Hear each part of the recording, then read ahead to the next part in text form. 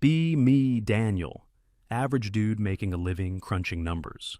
Our analytics crew is tiny 6 desks clustered together. Happens to be all men, not because of some grand plan, just how the hiring pool played out. We've built a reputation for delivering results, and not the surface-level kind. The vibe in our corner isn't sterile or silent, it hums. Not chaotic in a sloppy way, more like controlled momentum. What keeps it running isn't magic or ego. It's the non-stop back and forth. We're always bouncing ideas, questioning assumptions, sanity checking each other in real time. A guy in the corner will have an issue with a complex query. He'll shout out the problem. Someone else will have seen it before and shout back the solution. A problem that could take an hour of troubleshooting is solved in 30 seconds. Management loves our efficiency. We hit every target every time. The social glue of the team is this guy, Cal. Cal's not a comedian, but he's got a joke for every situation. His humor is never mean-spirited. It's the kind of stuff that just cuts the tension. If the servers are slow, he'll say something like, "The hamster running the wheel must have taken a coffee break." It's dumb, but it makes you chuckle, and it stops people from getting frustrated. It reminds you that we're all in this together. Then there's Axton. Axton is the oldest guy on the team, probably in his late 40s. He's a man of few words, the office monolith. He's seen it all, done it all, started programming when computers were the size of a fridge. He doesn't need to say much. When Axton talks, everyone listens. His approval is the only one that really matters. I remember this one time, a few months back. We were working on a huge data migration. The pressure was on. Cal was struggling with a script that kept corrupting data. He was getting visibly stressed. He leans back in his chair and sighs. "This script has more issues than my first car." And that car was basically just 3 angry raccoons taped together. We all laugh. The tension in the room drops instantly. Axton, without even looking up from his screen, just says, "Check your character encoding on line 47. You're mixing UTF-8 with ASCII." Cal checks. Axton was right, of course. Problem solved. That was our dynamic. Cal breaks the stress. Axton provides the wisdom. The rest of us fill in the gaps. We were a well-oiled machine. We didn't just work together, we were a unit. We'd go for lunch, grab a beer after a tough week. It was a good place to work. I genuinely didn't mind coming in on Monday mornings. Then, our old supervisor, a decent guy named Frank, retired. We gave him a nice send-off, wished him well. And then, we waited to see who corporate would send in to replace him. The email arrived a week later. "Please welcome your new department head, Martha." The name didn't ring any bells. An external hire. We all just sort of shrugged. A new boss is a new boss. As long as they let us do our work, we didn't care. The day she started, the vibe in the office shifted. She walked in, and it was like a cold front had moved through the room. She was dressed in a power suit, sharp and severe. She gathered us in the small conference room for an introduction. We all sat there, and she stood at the head of the table. She started talking, and the corporate buzzwords started flowing like a river. "I'm excited to leverage the synergies of this team. We're going to be implementing a new paradigm of workflow. My goal is to deconstruct outdated workplace hierarchies." Cal shot me a look from across the table. His eyes were wide. It was the "what planet is this person from?" look. I just tried to keep a neutral face. First impressions, you know. She finished her speech and asked if there were any questions. Silence. What were we supposed to ask? "Could you please repeat all of that in English?" The first week she didn't do much. She just observed. She'd walk around the office not saying a word, just watching us. She had a little notebook, and she was constantly writing things down. It was unnerving. Felt like we were zoo animals being studied by a researcher. We tried to act normal. Cal would crack a joke, we'd laugh, and I'd see Martha in the corner, scribbling in her notebook. Axton would solve a problem with a quick, shouted-out suggestion, and Martha's pen would be moving again. We could feel her disapproval. It was a tangible thing. She never smiled, not once. At the end of the second week, she called another meeting. "Team," she began, her voice flat. "I've had some time to observe the dynamic in this department, and I am deeply concerned." We all exchanged glances. Concerned? Our metrics were the best in the company. This office operates on a foundation of what I can only describe as toxic bro culture. The air in the room went from cold to Arctic. The constant jokes, the shouting, the informal nature of your interactions, it creates an environment that is not inclusive or safe. I just stared at her. Safe? It's an office. The most dangerous thing in here is the coffee machine. Therefore, I am implementing a new communications protocol, effective immediately. She projected a slide onto the screen. Rule number 1. All work-related communication must be conducted through official channels. This means email or the company's ticketing system. No exceptions. Rule number 2. All non-work-related conversations are to cease. This office is a place of business, not a social club. Rule number 3. There will be a zero-tolerance policy for jokes, anecdotes, or any language deemed unprofessional. She looked around the room, daring someone to challenge her. Cal, to his credit, raised his hand. Martha, with all due respect, the way we communicate helps us solve problems quickly. It's how we stay efficient. Martha's eyes narrowed. Efficiency is not my primary concern, she said, her voice dripping with condescension. My priority is to create a safe and professional space. Your personal comfort or old habits are secondary to that mission. She looked directly at Cal. Is that understood? Cal just nodded slowly and sank back into his chair. He knew it was a losing battle. I looked over at Axton. He was completely still, his face a mask of stone. He hadn't said a word. He just watched her, his eyes unblinking. It was in that moment I knew something was about to change, and not for the better. The meeting ended. We walked out of the conference room and back to our desks in complete silence. It was like a funeral procession. The life had been sucked out of the room. The rest of that day was eerie. The only sound was the clicking of keyboards and the hum of the computers. No one said a word. It felt wrong. Unnatural. The next morning, the new era began in earnest. I saw it happen. A guy on the team, let's call him Dave, needed the server path for a new project file. Normally, he'd just ask Axton, who sat 3 feet away from him. Instead, I watched him type out a full, formal email. Subject: Inquiry regarding project file location. Body: Good morning, Axton. Could you please provide the full server path for the primary data file for Project Zeta? Thank you, Dave. He hit send. I looked over at Axton. He saw the email pop up. He read it, then slowly typed a reply. He didn't say a word. Just typed. 5 minutes later, Dave's computer pinged. He had his reply. Axton had sent him the path. An interaction that would have taken 5 seconds took 5 minutes, and created a digital paper trail. That was the signal. That was the moment we all silently agreed on the plan. We weren't going to fight her. We weren't going to complain to HR. We were going to follow her rules, perfectly, to the letter. Malicious compliance.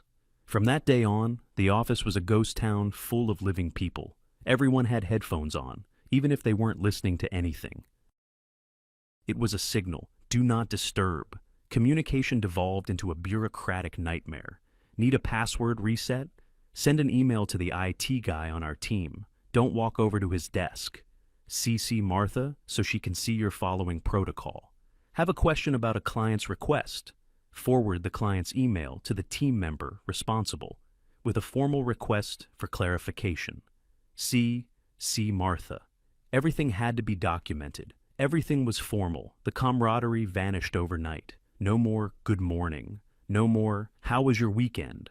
We'd walk in, sit down, put on our headphones, and work.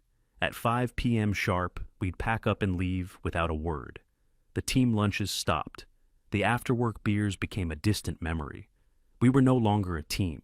We were 6 individuals who happened to work in the same room. And Martha? She thought she was winning. I'd see her walk through the office with this smug little smile on her face. She saw the silence and mistook it for professionalism. She saw the lack of interaction and called it a focused work environment. She was a gardener who had pulled up all the flowers and was now admiring the beautiful uniform dirt. The impact on our work was immediate and catastrophic. A minor server glitch happened one afternoon. Before, Cal would have noticed, yelled, "Server's lagging," and Axton would have spent 2 minutes rebooting a process. Now, Cal noticed the lag. He documented the issue. He sent an email to the team with Martha CC'd, titled, "Urgent, Server Performance Degradation." It took 15 minutes for everyone to see and acknowledge the email. Then began the email chain from hell. Can anyone else confirm this?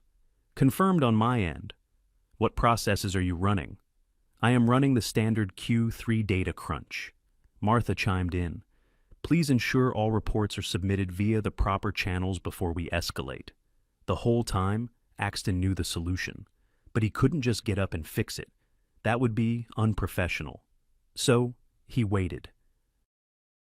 He replied to the email, I believe a manual reset of the primary data cache process is required. Do I have authorization to proceed? We all had to wait for Martha to reply. Authorization granted. A 2-minute problem took an hour and a half to solve. Our productivity plummeted. Tasks that took hours now took days. Projects that took days now took weeks. The numbers don't lie. Our metrics, once the pride of the company, were now in the toilet. Martha had to explain this to her own bosses. I saw her in a meeting with the director once. She was using her buzzwords again. We are currently in a transitional phase as we implement a more structured and professional workflow. There is a temporary adjustment period impacting output, but the long-term gains in safety and accountability will be substantial. She was a master of speaking without saying anything. The worst part was the social decay. I used to enjoy coming to work. I liked the guys I worked with. Now, I dreaded it. The silence was suffocating. It was heavy, oppressive. There was no relief, no moment of levity, just the endless monotonous clicking of keys. Martha seemed to notice the lack of morale, if not the reason for it. Her solution was, of course, a corporate one. She scheduled a mandatory team-building exercise. It was a Zoom call, while we were all sitting in the same room. We had to put on our headsets and log into a video conference with the 5 other people we could literally see. Hello, team, she said, her face pixelated on our screens. I wanted to create a safe space for us to connect on a more personal level. The irony was so thick you could have cut it with a knife. We're going to go around and each share one thing we're grateful for and one challenge we're facing this week. It was my turn. I'm grateful for my coffee, I said, my voice a monotone. My challenge is a bug in the new software update. Next person. I'm grateful for the weekend. My challenge is a corrupted database. It went on like that. Soulless, robotic answers. We gave her nothing. She was trying to mine for an emotional connection, and we showed her a barren rock face. Her smile started to look strained. This wasn't going the way she planned. The exercise ended in awkward silence. She had successfully created her safe space. It was so safe that no one felt comfortable saying anything real. So safe that it felt like a prison. After that failed attempt, she just left us alone. The silence continued. The productivity continued to drop. We were all just collecting a paycheck. The passion for the work was gone. Axton seemed to be taking it the hardest, in his own quiet way. He was a craftsman. He took pride in his work, in building elegant solutions. Now, his work was being strangled by bureaucracy he was forced to participate in. I could see the frustration in the set of his jaw. Cal was a different story. The life had just drained out of him. He used to be this vibrant, funny guy. Now, he just looked tired. He'd come in, do the bare minimum, and leave. He was a light bulb that had been unscrewed. It felt like we were all waiting for something to break. The system was unsustainable. The numbers were getting worse. The pressure from upper management was mounting. You can't hide a 40% drop in departmental efficiency forever, no matter how many buzzwords you use. I heard rumors that Martha was in meetings with the director almost daily. The walls are thin in our office. You can't hear everything, but you can hear tones. And the tone coming from the director's office was not happy. One afternoon, Martha came back from one of those meetings looking pale. She walked through the office and didn't even give her usual smug smile. She just went into her glass-walled office and sat there, staring at her screen. Something big was coming. We could all feel it. A couple of days later, the email landed in our inboxes. Subject: Critical Project. Project Oracle Launch. It was from the company's CTO. A massive new client, our biggest ever, was launching a new platform. We were responsible for the entire data backend. The deadline was non-negotiable. It was in 2 weeks, and the email ended with a single sentence that sent a chill down my spine. All eyes are on this. Failure is not an option. I looked up from my monitor. Cal was staring at his screen, his face ashen. Dave was rubbing his temples. I looked over at Axton. He was reading the email, his expression completely blank. Then he looked up, and his eyes met mine from across the room. There was no panic in his gaze, no fear, just a calm, cold certainty. He knew, just like I did. This was it. This was the cliff we were about to be driven off. Martha had built her perfect, quiet, safe system. And now it was about to be put to the ultimate test. A test it was mathematically certain to fail. So there it was. Project Oracle, the do-or-die mission. The company's future, or at least a big chunk of it, was riding on us. And we were a broken team. Martha called a kickoff meeting the next morning. She was trying to project an aura of calm, controlled leadership, but I could see the tension in her shoulders. She had a massive multi-tab spreadsheet projected on the screen. "Team, welcome to Project Oracle," she began. "I have taken the liberty of breaking down the project into a series of manageable sprints. Each of you has been assigned specific modules and tasks." She clicked through the tabs. It was a labyrinth of Gantt charts, color-coded priorities, and dependency trees. It looked impressive, I guess, if you'd never actually done this kind of work before. To us, it was a nightmare. It was rigid, inflexible, and left no room for the kind of rapid-fire collaboration a project like this requires. "All communication will be handled through the official project management portal," she continued, pointing to a flowchart on another slide. "If you have a question for another team member, you will create a query ticket and assign it to them. They will have a 4-hour window to respond. All progress must be updated in the portal at the end of each hour." She looked at us, expecting us to be impressed by her organizational prowess. "This structure will ensure complete accountability and a clear, documented workflow. It eliminates ambiguity and keeps us all on the same page." I glanced around the table. Cal was staring at the flowchart like it was a piece of alien scripture. The other guys just had this look of blank resignation. Axton was leaning back in his chair, arms crossed, studying the chart. He didn't look angry or impressed. He just looked analytical, like he was observing a foreign species and its bizarre mating rituals. The meeting ended, and we returned to the silent tomb of our office. The work began. And within the first 3 hours, the wheels started to come off. The client's API was a complete mess. The documentation they sent was for an older version. Nothing worked the way it was supposed to. In the old days, we would have gathered around a single monitor. Axton would have been at the keyboard, me and Cal looking over his shoulder, throwing out ideas. "Try changing that parameter. What if we authenticate a different way? Look, there's an undocumented endpoint here." We would have had it figured out by lunchtime. Instead, I found the first inconsistency. I documented it, took screenshots. I created a ticket in the project portal. Title: A PI authentication failure, discrepancy with documentation. I wrote a detailed description of the problem. I assigned it to Axton, since he was handling the core integration module. Then I waited. I couldn't proceed with my own work until the authentication was fixed. So I started working on some low-priority documentation for my own module. Busy work.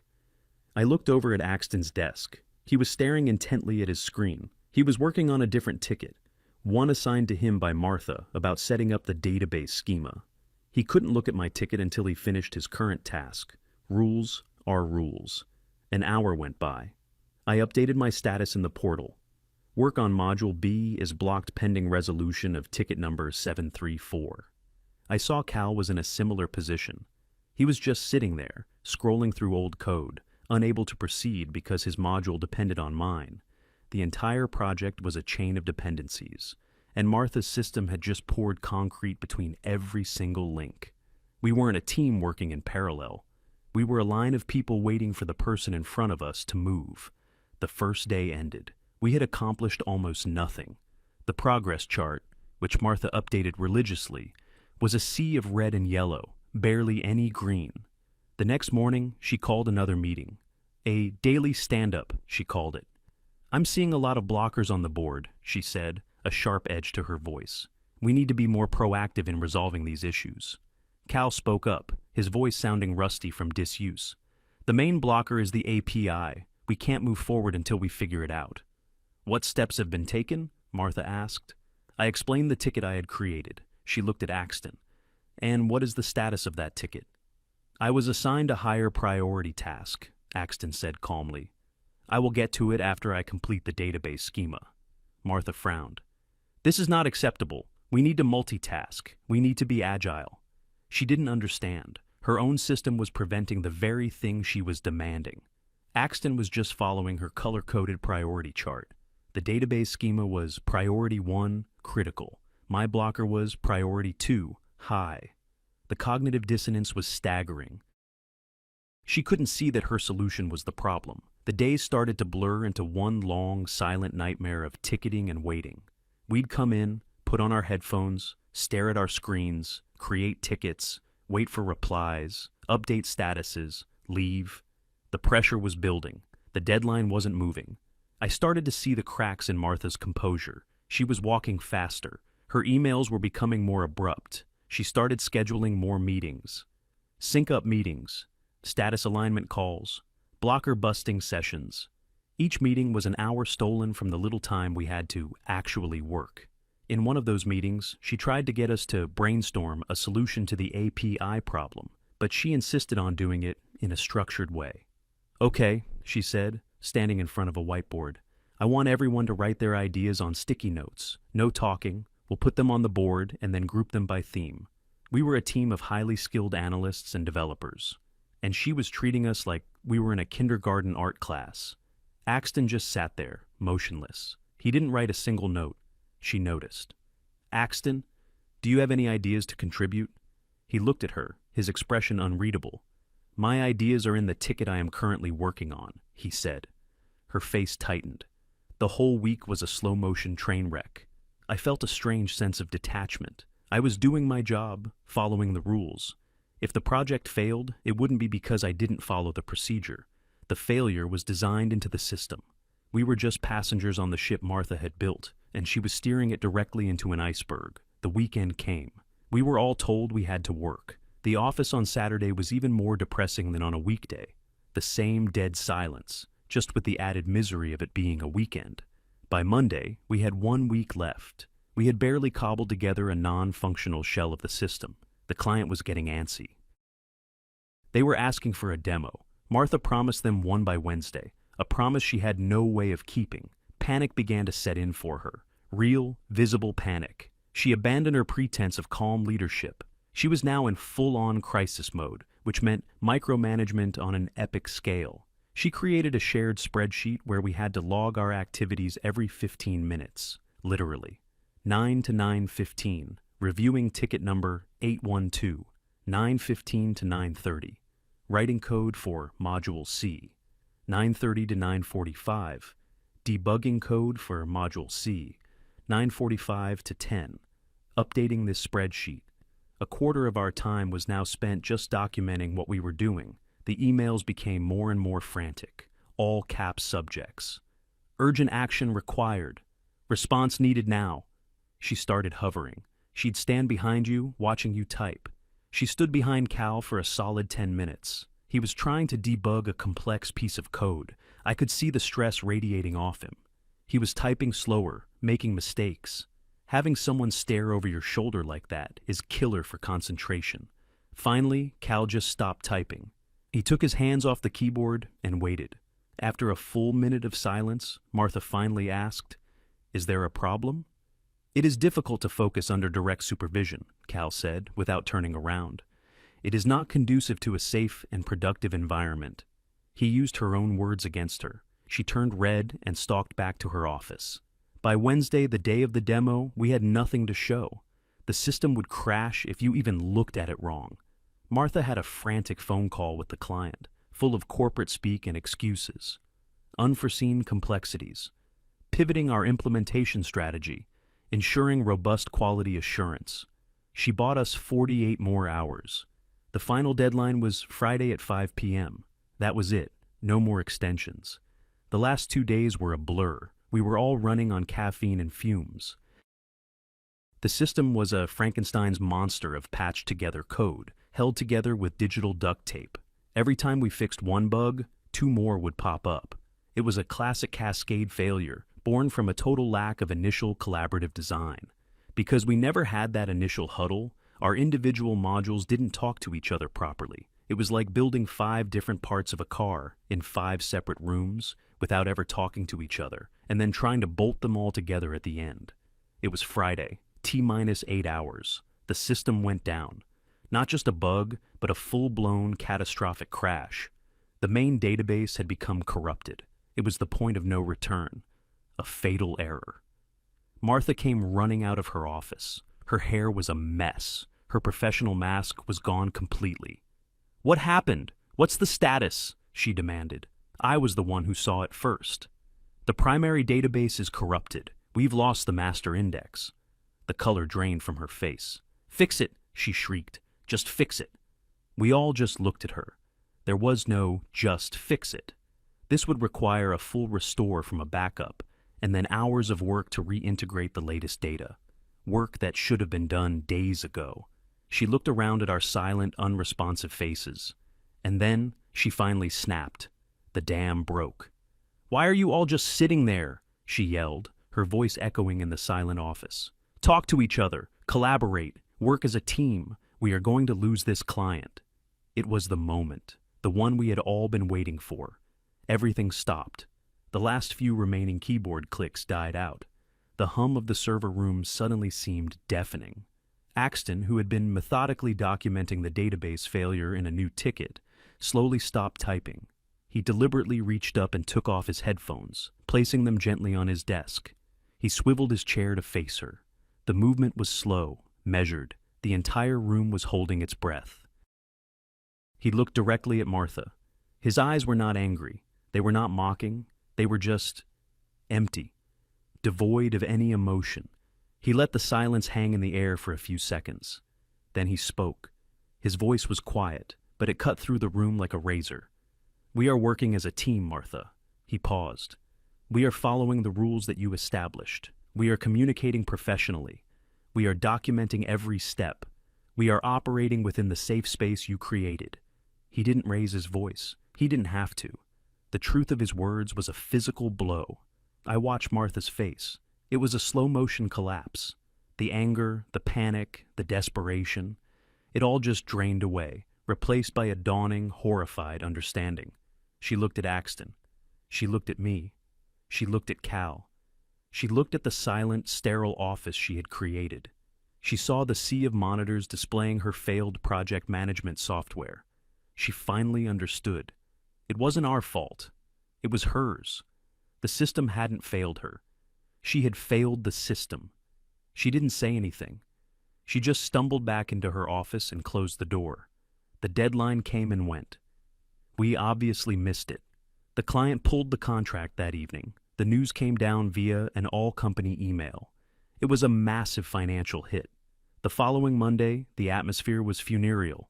We all knew what was coming. The director of our division, a senior guy who rarely came down to our floor, called a meeting. He asked for Martha and Axton to join him. The rest of us just sat at our desks, waiting. An hour later, Axton came back alone. He didn't look happy or triumphant. He just looked tired. He told us what happened. Martha had tried to throw us under the bus. She had a whole narrative prepared.